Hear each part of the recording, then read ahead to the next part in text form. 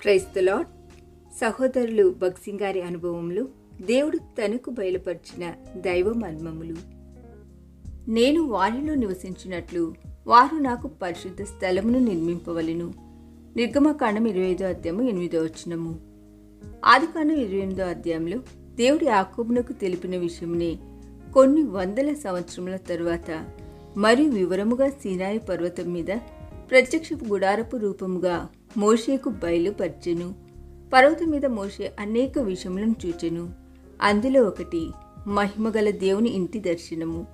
సీనాయి పర్వతంపై మోషేకు దేవుడు కనపరిచిన ఆ ఇల్లు ప్రస్తుతం దేవుడు నిర్మించుచున్న ఇంటి యొక్క ఛాయ మాత్రమే అని హెబ్రీ పత్రికలో చదువుచున్నాము.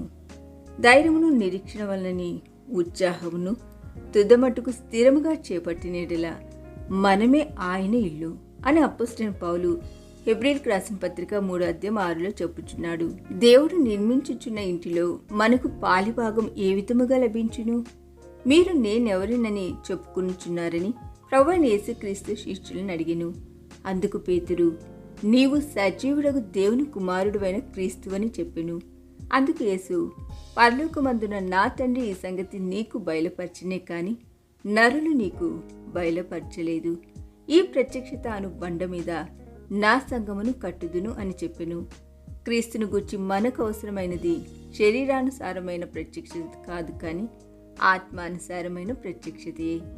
దైవిక ప్రత్యక్షతలో ఎంత ఎక్కువగా మనం ప్రభువుని ఎరుగుదుమో అంత ఎక్కువగా దేవుని మందిర నిర్మాణమునకు అవసరమైన సామాగ్రిని సమకూర్చుదుము. ఈ దిన ధ్యానము మనందరి ఆత్మీయ జీవితమునకు ఆశీర్వాదకరముగా ఉండునుగాక. ఆమేన్.